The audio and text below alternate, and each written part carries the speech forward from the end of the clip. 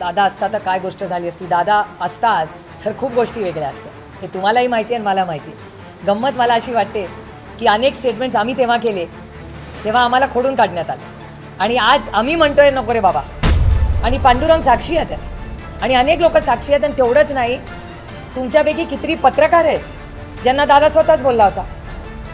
त्याच्यामुळे दादा स्वतः तुम्हाला काय काय बोलला होता ते दादा गेल्यानंतर खोडून काढायचं पाप काही लोकांनी केलं. एकटा माणूस गेला ना तर त्याच्या आठवणी नेहमी गोडच ठेवायचा. माझ्यासाठी तर तो भाऊच होता, त्यांचा भाऊ नसेल, पण दादा गेल्यानंतर ज्या पद्धतीने दादा हे बोललाच नाही, दादानी केलंच नाही, दादाच्या मनातच हे नव्हतं, त्या सगळ्या गोष्टी सांगितल्या गेल्या समाजात, तुमच्या सगळ्या चॅनलवर बोलल्या गेल्या. आणि आता असं काय घडलं की आता सगळ्यांनी युटर्न करून सांगितलं नाही नाही, दादांची इच्छा होती, दादा बोलले होते, दादा एकटे जात होते, दादा बोलत होते, मला सांगितलं होतं. आता मी तर म्हणलं नको रे बाबा, असं हे सगळं युटर्न करणारं आमचं राजकारण नाही. आम्ही मायबाप जनतेची सेवा करायला इथे आलो आहे. त्यांना सगळ्यांना आमच्या शुभेच्छा आहेत. माझा दादा नाही राहिला, त्यामुळे आता काय फरक पडतो. साधारणपणे 4 आठवड्यातून एकदा मी पुणे म्युनिसिपल कॉर्पोरेशनमध्ये बारामती लोकसभा मतदारसंघाचे विषय घेऊन जात असते.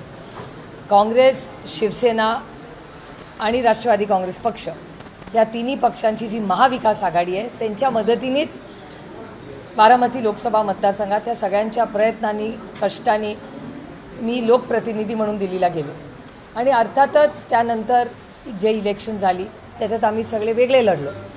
पण तरी आता महाविकास आघाडीच्या वतीने फक्त बारामती लोकसभा मतदारसंघ नाही तर पुण्यात अनेक प्रश्न जे प्रलंबित आहेत. आणि सगळ्यात मोठं मला आश्चर्य वाटलं की रोज एक गोष्ट वारंवार ह्या सरकारमध्ये येते की प्रचंड भ्रष्टाचार, प्रचंड महागाई आणि प्रचंड बेरोजगारी, ज्या 3 मुद्द्यांच्या विरोधात काँग्रेस, राष्ट्रवादी काँग्रेसच्या 2014मध्ये एवढी टीका झाली.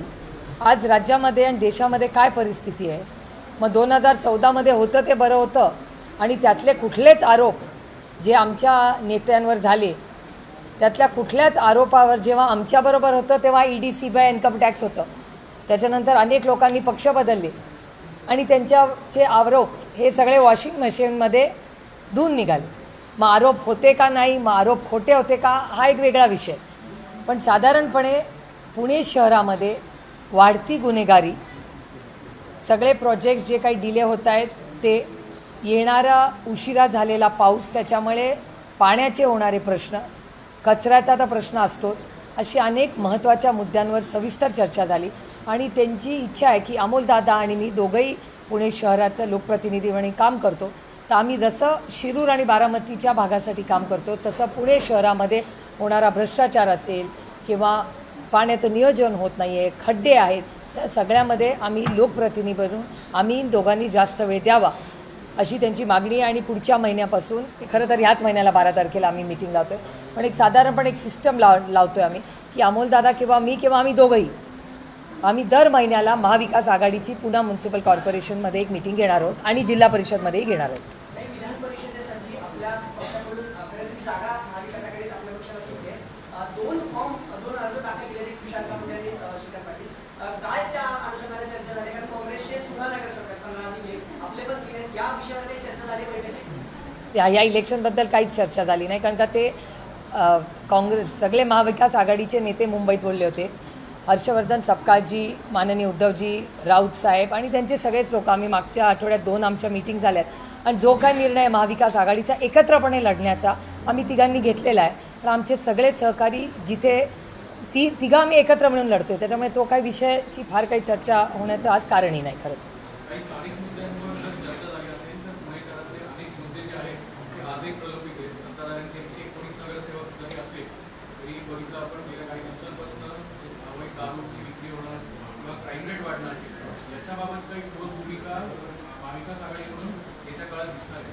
अर्थातच तुम्ही सगळ्यांनी वर्तमानपत्रात आज वाचलंच असेल, काहीतरी गेले कित्येक दिवस जो क्राईम वाढतो आहे पुण्यामध्ये, त्याच्याबद्दल सातत्याने आम्ही सगळेच महाविकास आघाडी म्हणून नाही पण पुणेवर प्रेम करणारे पुणेकर म्हणून आम्ही प्रश्न मांडतो.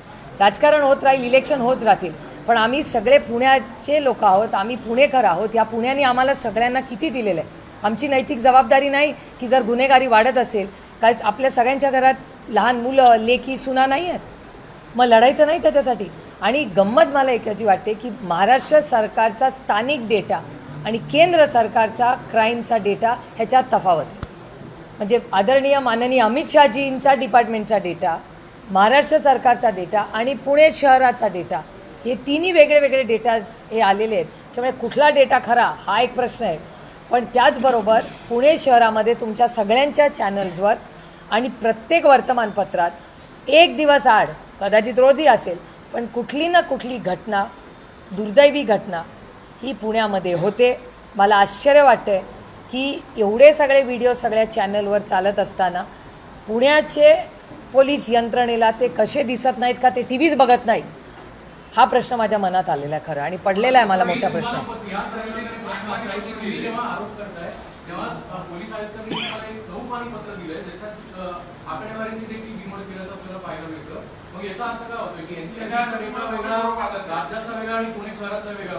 हेच मी जे बोलले तोच तुम्ही प्रश्न विचारताय मला.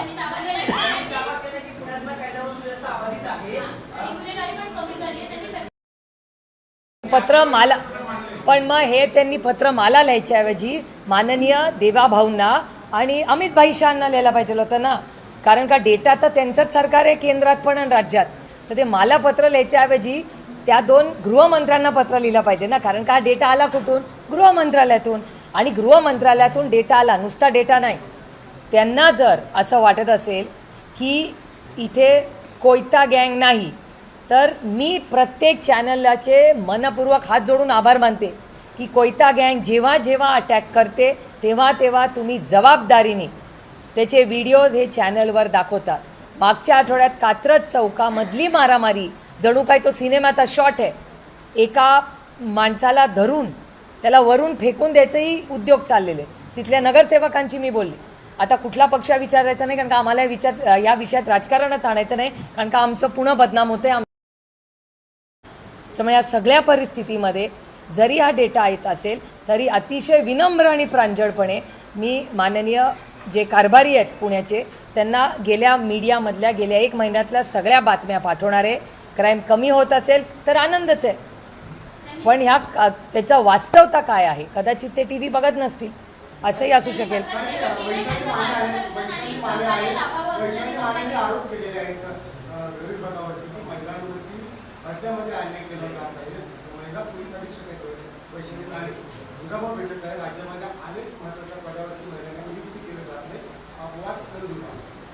हे बघा, पुण्यामधला क्राईम पहिला विषय तो संपूया आणि मग मी याच्यावरही बोलेन. पुण्यामध्ये क्राईम वाढतोय हा डेटा माझा नाही, हा केंद्र आणि महाराष्ट्र सरकारचा डेटा आहे जो सगळ्या वर्तमानपत्रात आलेला आहे. आणि तो नुसता डेटा नाही, प्रत्येक गोष्टीचे व्हिडिओज हे वारंवार आलेले. त्याच्यामुळे अर्थातच आणि आमची सहकार्याची भूमिकाच आहे ना पोलिसांना. आता परवा 22 लोक गेले. आता मला खरं सांगा, ही दारूची जी ही सगळे आपण लोक गेले, आपले सगळ्या पत्रकारांना ही भेसळ कुठे होते माहिती आहे, पण पोलिसांना माहिती नाही. म्हणजे पत्रकार पोलिसांचं काम करायला लागले, मग पोलीस यंत्रणा काय करते? आणि फक्त हे सगळ्या ज्या 20-22 बदल्या झाल्या आहेत त्याच्यातून प्रश्न सुटत नाही ना. तुम्हाला मुळाशी जावं लागेल. ड्रग्ज, मला तुम्ही सांगताय की फर्ग्युसन कॉलेज रोडला अनेक वेळा वर्तमानपत्र आणि चॅनल्सवर दाखवलं जातं की तिकडे ड्रग्ज मिळतात. मग ह्याच्या विरोधात कधी बोलणार? मी अनेक वेळा महाराष्ट्राच्या माननीय मुख्यमंत्र्यांना विनम्रपणे आवाहन केले की काही सामाजिक प्रश्नात राजकारण बाजूला ठेवून ताकदून महाराष्ट्राच्या पुढच्या पिढीच्या हितासाठी आमची काम करायची तयारी. पण ते बदल होताना पुण्यात दिसत नाही, म्हणून जड अंतःकरणाने आम्ही आरोप करतो. आम्हाला का हाऊसने आरोप करायची, आमच्या राज्याची आणि आमच्या शहराची बदनामी होते. त्याच्यामुळे त्यांनी जे पत्र लिहिलं आहे मी आभार मानते, मी जाहीरपणे आभार मानते की कमिशनर पुण्यांनी जे मला पत्र लिहिलं आहे त्याच्याबद्दल मी त्यांची आभारी आहे. ते पूर्णपणे मी वाचलेलं आहे आणि त्यांना आज एक विनम्रपणे एक उत्तर त्याचं मी आज देणार आहे. ते ड्राफ्टही झालं असेल. आम्ही सहकार्य आम्ही सेवक आहोत. आम्ही राज्यात कशासाठी निवडून आलो आहे? महाराष्ट्राची 12मती लोकसभा मतदारसंघाची पुण्याची सेवा करण्यासाठी, म्हणून तर आम्ही म्हणतो आहे. आणि त्यांना जर सहकार्य आमचं हवं असेल तर त्यांनी आम्हाला मीटिंगला बोलवावं. आम्ही कधी बसायला, ते म्हणतील ती वेळ, ते म्हणतील ती जागा. आमची सहकार्याची भूमिका आहेच. आता तो जर बदलीचा विषय आलेला आहे हा अतिशय चिंताजनक आहे एखाद्या महिलेला किंवा एखाद्या मेरिटवर पास झालेल्या कर्तृत्ववान व्यक्तीला त्यांना असं वाटत असेल तर त्याची नोंद महाराष्ट्राच्या गृहमंत्र्यांनी घ्यावी. आणि माझा विश्वास आहे की या सगळ्या प्रक्रियेत सातत्याने त्यांचं म्हणणं असतं की आम्ही महिलांना आरक्षण देऊ इच्छितो, आम्हाला महिलांना. मग ह्या जर महिलेवर अन्याय होत असेल तर त्याची पहिली नोंद महाराष्ट्र सरकारने घेतली पाहिजे. काही राष्ट्रवादी काँग्रेस आपण तर 2 उमेदवारी अर्ज दिले, पण दादांच्या पक्षातून पण 2 उमेदवारी अर्ज दिले. एक सुनील टिकरेंचा तो बाहेर होण्याची शक्यता आहे, कारण महायुतीचे अधिकृत उमेदवार म्हणून विक्रम ठाकरेंना संधी दिली आहे. त्याला अख्खा राडा पॉलिटिकल ड्रामा पुण्यात पाहायला मिळाला. त्यानंतर तुम्ही हे सगळं बघितलं असेल, पण आता तुमच्या पक्षाकडून आक्षेप घेतला गेला ठाकरेंच्या अर्जावर की प्रॉपर्टी टॅक्स ते भरत नाहीत. असं काही आहे का? तुम्ही आक्षेप वगैरे घेतला? नाही, मगाशी मला उमेदवारांचा आमच्या फोन आला होता की असं म्हणे, म्हणजे त्या वकिलाला माझ्यापेक्षा माहिती असेल, मी माझ्या कानावर आलेल्या गोष्टीत मी काही कागदपत्र पाहिलेले नाही. पण अजित पवार गटाचे जे कॅन्डिडेट आहेत, उमेदवार आहेत, त्यांनी जो फॉर्म भरला आहे काल, आता साधारणपणे अशी पद्धत असते की आपण टॅक्स भरायचा एक NOC असतो, नो ऑब्जेक्शन सर्टिफिकेट, की आपण सगळे टॅक्स भरलेले आहेत. तर एक टॅक्स त्या उमेदवारांनी भरला नव्हता असं एक ऑब्जेक्शन आलं आहे. आणि आज आमच्या लोकांच्या समोरच त्यांनी 40,000 रुपयाचा वाटतं काहीतरी चेक भरला आणि तो टॅक्स भरलेला आहे.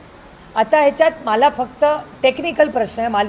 मी ह्या विषयातली कॉन्स्टिट्यूशनल एक्सपर्ट नाही, पण इलेक्शन कमिशनच याचं उत्तर देऊ शकेल. माझा इलेक्शन कमिशनचा अनुभव जरासा वेगळा आहे, पण इलेक्शन कमिशनमध्ये काल जर ॲफिडेविट करून लिहिलेलं असेल, ॲफिडेविटचं महत्त्व तुम्हाला माहिती आहे की ॲफिडेविटमध्ये लिहिलेलं असेल की मी कुठलाही आज म्हणजे माझे सगळे ड्यूज क्लिअर आहेत, तर आज त्यांना परत संधी असते का छाननीमध्ये, हा प्रश्न हे एखाद्या मला असं वाटतं तज्ज्ञालाच विचारायला लागेल. कारण का मग त्या ॲफिडेविटला काय महत्त्वच नाही आहे. दरवेळीस कोणी कुठलाही फॉर्म भरेल आणि छाननीमध्ये त्याला करेक्शन करता येईल. त्यामुळे हा एक महत्त्वाचा मुद्दा आहे, तो गांभीर्याने. मला काही व्यक्तीचा प्रश्न नाही आहे, हा व्यवस्थेचा प्रश्न.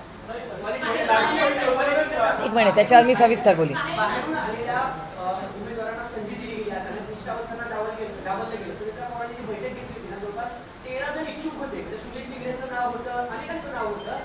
पण आता बाहेरून आलेल्या पार्थ पवारांची मर्जी होती, मित्र होते म्हणून त्यांना दिले. निष्ठावंतांनी नाराजी व्यक्त केली.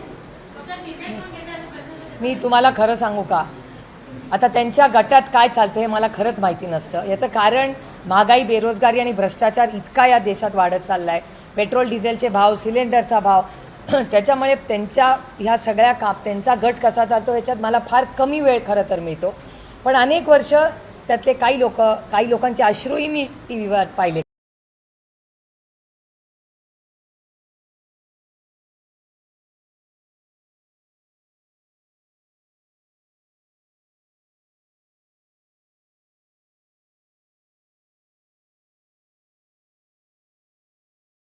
पण ज्या लोकांनी एवढा संघर्ष आपल्याबरोबर केला असेल, जर केला असेल, त्यांना दुखून त्यांचे अश्रू, ज्यांनी 40 वर्ष आपल्याला साथ दिली, त्यांना दुखवण्यामागे काय कारण असेल याचं उत्तर मला विचारून काही उपयोग नाही. तुम्हाला त्यांनाच विचारावं लागेल.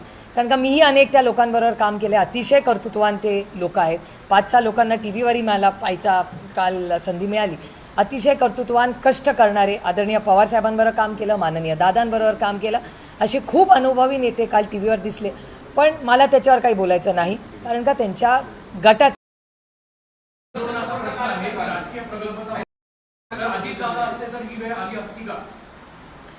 आता हे बघा, दादा असता तर काय गोष्ट झाली असती. दादा असताच तर खूप गोष्टी वेगळ्या असत्या. हे तुम्हालाही माहिती आहे आणि मला माहिती आहे. गंमत मला अशी वाटते की अनेक स्टेटमेंट्स आम्ही तेव्हा केले, तेव्हा आम्हाला खोडून काढण्यात आलं. आणि आज आम्ही म्हणतोय नको रे बाबा, आणि ते म्हणतात नाही नाही तेव्हा असं झालं होतं. मग कसं आपण लोकांवर विश्वास कसा ठेवायचा असं मनात वाटतं. कारण का आम्ही अतिशय निर्मळ मनाने खरं सांगितलं आणि पांडुरंग साक्षी आहे त्याला, आणि अनेक लोक साक्षी आहेत. आणि तेवढंच नाही, तुमच्यापैकी कितीतरी पत्रकार आहेत ज्यांना दादा स्वतःच बोलला होता. त्याच्यामुळे दादा स्वतः तुम्हाला काय काय बोलला होता ते दादा गेल्यानंतर खोडून काढायचं पाप काही लोकांनी केलं.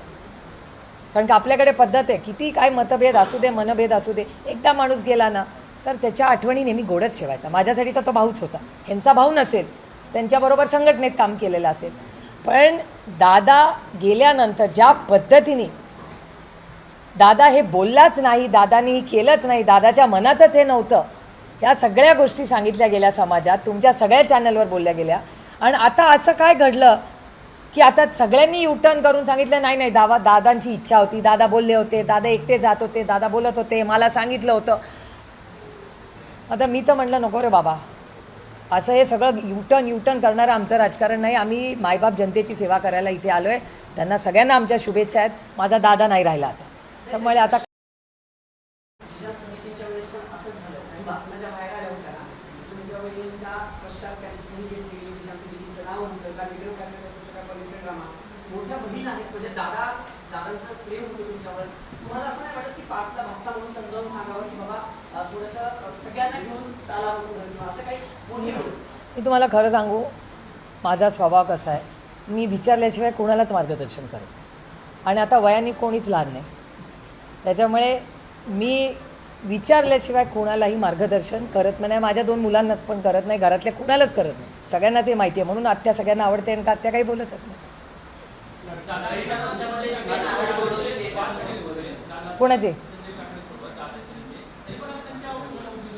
मला खरं फारसं माहिती नाही. मी काय संजय काकडेंना फारसं काही ओळखत नाही. वर्तमानपत्रात वगैरे ज्या काय बातम्या येतात किंवा माझ्या मतदारसंघात, काका तुम्हाला माहिती आहे आपण जातो त्या दिलीप बराटेंच्या घराच्या अलीकडे त्यांची एक सिटी आहे वगैरे, त्याच्यामुळे माझी काय फारशी ओळख नाही आणि मला काही फारसं माहिती नसतं या गोष्टीतलं. असतील ना, पण मूळचे असतील ना, पण आता पुणेकर झालेत ना, त्याच्यामुळे मला काय फारसा काय, पुरंदर पण आपलंच आहे ना, आपले सगळे भावकी आहे तिकडे. पण कुठलेही असले तरी माझे फारसे काय त्यांच्याशी कधी संबंध आले नाहीत. आणि कुठल्या गटाने कुणाला तिकीट द्यावं आणि नाही द्यावं त्या गटाचा प्रश्न आहे ना. आपण कसं दुसरे के घर में क्यों जाके. मी तुम्हाला खरं सांगू, नाही बघा, माझं कॉन्टॅक्ट हा सगळ्यांबरोबर वर्षभर असतो. म्हणजे पक्ष वेगळे झाले तरी घडामोडींचा काय संबंध, नाती कन्सिस्टंट असतात, ती काही ढगासारखी नसतात, आज आला आणि गेला असं नसतं. नाही माझी कोणाची भेट झाली नाही, माझी भेट झाली नाही, मी कोणाशी बोललेले नाही. ज्यांच्याशी मी रेग्युलरली बोलते त्यांच्याशी माझी बोलणी एनिवे होत असतात. आणि त्यांच्या गटात त्यांनी कोणाला तिकीट द्यायचं, योग्य अयोग्य, मला कोणी मक्तेदारी दिली आहे आणि मला वेळही नाही. मी खरंच तुम्हाला सांगते, महागाई, बेरोजगारी, भ्रष्टाचार, पुढे येणारी आव्हानं, भाजीचा भाव तुम्ही बघताय किती झालेला आहे. सामान्य माणसांनी जगायचं कसं. एक MLCचं इलेक्शन तुम्हाला मोठी बातमी झाली, पण जो शेतकरी आज डिझेलसाठी तासनतास लातूर असेल, नंदुरबार असेल, हिंगोलीला उभा आहे, त्याचं का बघायचं का यांचं एक MLCचं इलेक्शन बघायचं. हे बघा, आमच्या कुटुंबातले तर लोक आहेत आणि तुम्हाला माहिती आहे, आणि मी हे पहिल्यांदा नाही नेहमीच म्हणते की कोणीही व्यक्तीने 2 पैशाचंही जरा आपल्याबरोबर एकत्र काम केलं असेल त्या ऋणात आपण राहू. त्यामुळे माझं त्यांच्याबद्दल जरी गेल्या 2-3 वर्षात काही मतभेद, काही राजकीय मतभेद झाले असतील, पण मनभेद माझी कोणाशी कालही नव्हते, आजही नाही आणि उद्या नाही. आणि मी त्या गटातल्या 99% लोकांची माझा कॉन्टॅक्ट कालही होता, आजही आहे आणि उद्याही राहील. त्याच्यात नवीन काय आणि त्याच्यात गैर काय.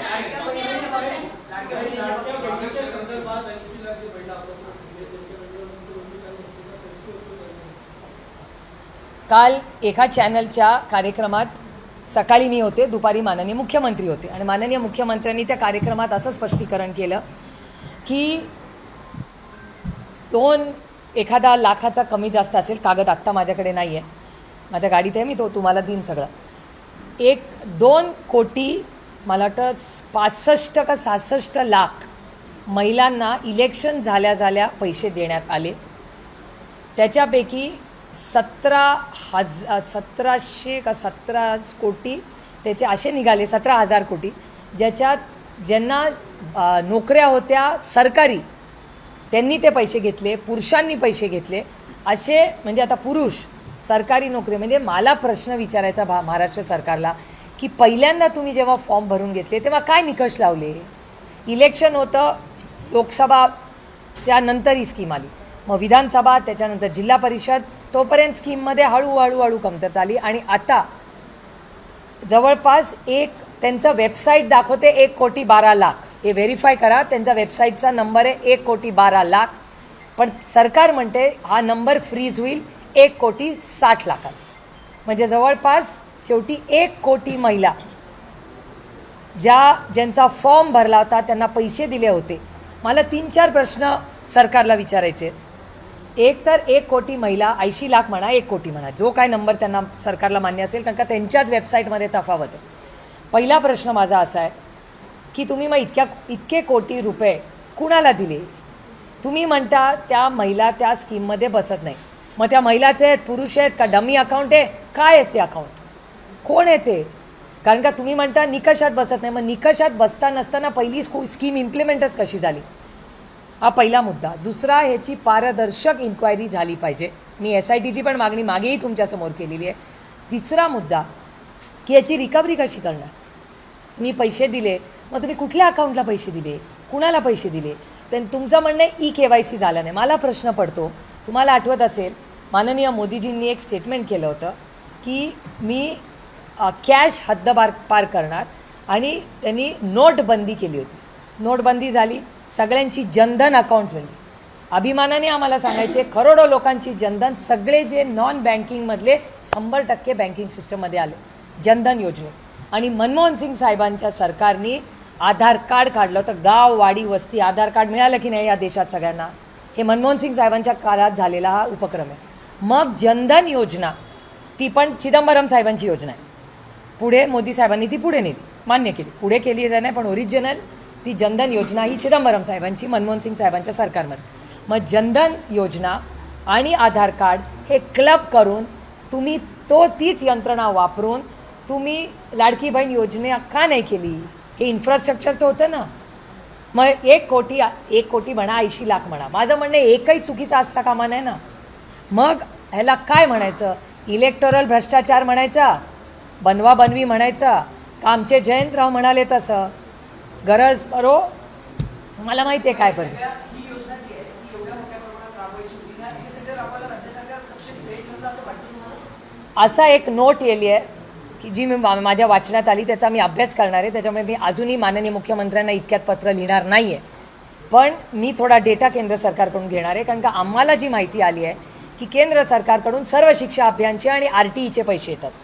ते RTEचे पैसे शिक्षकांना न देता, शाळांना न देता ते सर्व शिक्षा अभियानमध्ये जातात, आणि सर्व शिक्षा अभियानचे पैसे लाडकी बहीण योजनेला देतात. माझं म्हणणं आहे की ज्याच्याबद्दल मी तुम्हाला इतक्या वेळा बोलले, फिस्कल डेफिसिट मॅनेजमेंट, मी तुम्हाला किती वेळा सांगितलं आहे ह्याच्याबद्दल की हा कायदा अटल बिहारी वाजपेयी साहेबांनी आणला आणि मनमोहन सिंग साहेबांनी पुढे दिला, ज्याला FRBM ॲक्ट म्हणतात, की किती पैसे आले आणि किती खर्च करायचे, तिथली जी गॅप असते त्याला फिस्कल मॅनेजमेंट डेफिसिट म्हणतात. तर महाराष्ट्रामध्ये फिस्कल मॅनेजमेंटचं जे काम चाललेलं आहे ते कसं चाललेलं आहे? मी गेले 2 वर्ष याच्याबद्दल बोलते. मग का नाही वेळेवर पैसे येत आहेत? पगार वेळेवर होत नाहीत, सबसिडीज वेळेवर मिळत नाहीत, आणि लाडकी बहीण योजनेमध्ये 1 कोटी महिला तुम्ही कमी करता. महिला भ्रष्टाचार म्हणायचं तर काय म्हणायचं? फसवलंच ना तुम्ही महिलांना. मग याची जबाबदारी कोण घेणार? म्हणे स्कीम आम्ही चालू ठेवतो. स्कीम्स का चालू ठेवताच आहे ना तुम्ही, पण त्याच्यात निकष लावून ज्या पद्धतीने महिला कमी करतायत हे अतिशय दुर्दैवी आहे, आणि याचा आम्ही जाहीर निषेध करतो. आणि याची पारदर्शक इन्क्वायरी झाली पाहिजे. हे महाराष्ट्रातही मी माननीय मुख्यमंत्र्यांना पत्र लिहिणार आहे की त्यांनी महिला बालकल्याणला ह्याचे प्रश्न आम्ही जे मांडतोय ते माननीय मुख्यमंत्री एक मोठा राज्याचा भाऊ म्हणून त्यांनी त्या महिला बालकल्याण डिपार्टमेंटकडून ही माहिती मागवली पाहिजे.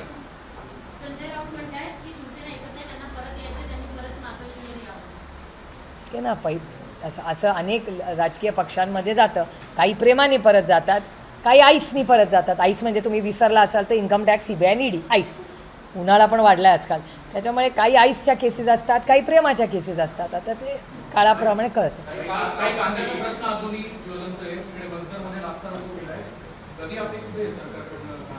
नाही, आमचे भगरे सर, निलेश लंके, रोहित पवार, आज मला आता अतुल बेनके पण जायचे होते, त्या सगळ्यांनी आज कांद्याचा हा प्रश्न अतिशय गंभीर झालेला आहे. आणि तुम्ही बघितलं की माननीय मुख्यमंत्री, दोन्ही उपमुख्यमंत्री पण दिल्लीला गेले होते, पण अजून तोडगा निघालेला नाही. त्यामुळे दुर्दैव आहे की कांद्याच्या प्रश्नाबाबतीत आणि शेतकऱ्याच्या बाबतीत अतिशय असंवेदनशील आजचं हे सरकार आहे.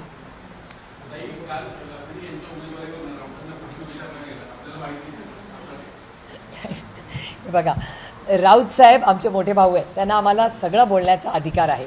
आणि अरुणभाईंचे जे राजकीय त्यांचा विचारधारा, त्याच्यात आमच्या कौटुंबिक नात्याचा काही संबंधच नाही. आणि त्याच्यामुळे त्यांनी त्यांचं राजकारण करावं, आम्ही आमचं करू. आता त्याच्यात आमच्या मुलांचा काय संबंध. मराठी झालं सगळं.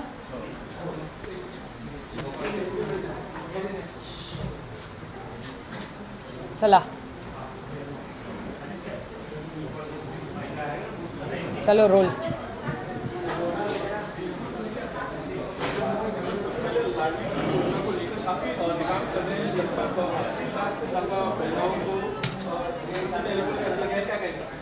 इसकी हम ये पूरी जो कहानी है लड़की बहन योजना के बारे में, हम तो पहले दिन से कह रहे थे 1 करोड़ महिला उन्होंने कम किए हैं. और जिस तरह से लाडली बहन योजना में जो महिलाओं का हम पूछना चाहते हैं, बड़ी विनम्रता से मैं सरकार को पूछना चाहती हूँ, जब इलेक्शन था तब हर इलेक्शन में जो हुआ है 1 साल में, वहाँ हर लाडली बहन के घर जाके इन्होंने फॉर्म भरे थे. अभी इनका कहना है 1 करोड़ लोगों को, फिर किसको इन्होंने पैसा दिया? 2.25 करोड़ महिलाओं को पैसा मिलता था. अभी उनके वेबसाइट पे 1 करोड़ 12 लाख महिला है और सरकार का नंबर है कि 1 करोड़ 60 लाख महिलाओं को. तो 80 लाख से 1 करोड़ महिलाओं का पैसा इन्होंने कम किया है और कहते हैं इसमें इलीगैलिटी. तो इसकी जिम्मेदारी कौन लेगा? ये भ्रष्टाचार नहीं है तो क्या है? इसका जवाब देना पड़ेगा सरकार को. बिल्कुल, ये सब इलेक्शन के जुमले हैं. ये इलेक्शन था तब ये जुमला था, अभी उनका इलेक्शन खत्म हो गया, जुमला खत्म. और इसके बारे में बहुत बार हम सब भूल चुके हैं, कोई नई बात नहीं है. और मुझे कोई आश्चर्य नहीं लगा है कि इन्होंने 1 करोड़ महिलाओं को उससे निकाल दिया. मैं कह रही थी, 10 बार मैंने कहा था. नहीं, देखिए, कांग्रेस, शिवसेना और एनसीपी की बहुत बार मीटिंग्स होती है. हमारी दिल्ली में भी 8 तारीख को इंडिया अलायंस की मीटिंग है. मुंबई में तो हम हफ्ता 10 दिन बाद हम लोग तो मिलते ही है. वैसे पूना में भी हम साथ काम कर रहे हैं बहुत सालों से और आगे भी करते आएंगे. और पूना में यहाँ के हमारे सब लोग जो चुन के आए, उन सब के का कहना है कि पूना में क्राइम बढ़ रहा है, पानी की बड़ी समस्या है, कचरे की समस्या है, ट्रैफिक की समस्या है. इस मामले में हम सब ने मिलके जो भ्रष्टाचार पूना म्युनिसिपल कॉर्पोरेशन में हो रहा है उसके बारे. विधान परिषदेच्या निवडणुकीच्या पार्श्वभूमीवर काँग्रेस भवनात झालेल्या बैठकीनंतर खासदार सुप्रिया सुळे यांनी राज्य सरकार, वाढती गुन्हेगारी आणि उमेदवारीच्या राजकारणावर जोरदार भाष्य केलंय. यावेळी त्यांनी नाव न घेता अजित पवार यांच्या भूमिकेबाबतही सूचक वक्तव्य करत अप्रत्यक्ष टीका केली आहे. पुण्यातील वाढत्या गुन्हेगारीच्या घटनांबाबत चिंता व्यक्त करत सुळे म्हणाल्या की हा विषय राजकारणाचा नसून पुणेकरांच्या सुरक्षेशी संबंधित आहे. शहरात सातत्याने घडणाऱ्या गंभीर घटनांमुळे नागरिकांमध्ये भीतीचं वातावरण निर्माण झालंय. स्थानिक प्रशासन, राज्य सरकार आणि केंद्र सरकारच्या आकडेवारीत तफावत असल्याने नेमकी परिस्थिती काय आहे याबाबतही प्रश्न निर्माण होत असल्याचं त्यांनी नमूद केलंय. पोलीस यंत्रणेवर भाष्य करताना त्यांनी शहरात घडणाऱ्या गुन्ह्यांची व्हिडिओ आणि बातम्या सातत्याने प्रसारित होत असतानाही त्याची प्रभावी दखल घेतली जात नसल्याचं म्हटलंय. पुण्याची प्रतिमा खराब होत असून गुन्हेगारी रोखण्यासाठी सर्वांनी एकत्रित प्रयत्न करण्याची गरज असल्याचं त्यांनी सांगितलंय. महाविकास आघाडीच्या बैठकीत स्थानिक प्रश्नांवर चर्चा झाल्याचं स्पष्ट करत सुळे म्हणाल्या की भ्रष्टाचार, महागाई, बेरोजगारी, पाणी टंचाई आणि कचरा व्यवस्थापन यांसारख्या अनेक प्रश्नांवर नियमितपणे आढावा घेतला जाणार आहे. यासाठी दर महिन्याला बैठक आयोजित करण्यात येईल. विधान परिषदेच्या निवडणुकीतील उमेदवारीच्या मुद्द्यावर बोलताना त्यांनी कोणत्याही पक्षाच्या अंतर्गत निर्णयांमध्ये हस्तक्षेप करणार नसल्याचं सांगितलंय. मात्र पक्षासाठी दीर्घकाळ काम केलेल्या कार्यकर्त्यांना डावललं गेल्याची खंत व्यक्त करत अजितदादा असते तर अनेक गोष्टी वेगळ्या पद्धतीने घडल्या असत्या, त्यांनी पूर्वी मांडलेलं मत खोडून काढण्याचं पाप काही लोकांनी केलंय असं सूचक वक्तव्य सुप्रिया सुळे यांनी केलंय. तसेच पोलीस आयुक्तांनी गुन्हेगारीबाबत पत्र लिहिल्याबद्दल त्यांचं स्वागत करत पोलिसांना आवश्यक ते सहकार्य करण्याची भूमिका महाविकास आघाडीची असल्याचंही सुळे यांनी स्पष्ट केलंय. पुण्याची बदनामी थांबवण्यासाठी सर्वपक्षीय प्रयत्नांची गरज असल्याचं त्यांनी यावेळी अधोरेखित केलंय. आता यावर तुम्हाला काय वाटतं? तुमचं मत कमेंट बॉक्समध्ये लिहायला अजिबात विसरू नका. व्हिडिओ आवडला असेल तर जास्तीत जास्त शेअर करा आणि आतापर्यंत मराठी जनता आपण आपल्या या चॅनलला सबस्क्राईब जर केलेलं नसेल तर चॅनलला सबस्क्राईब करा.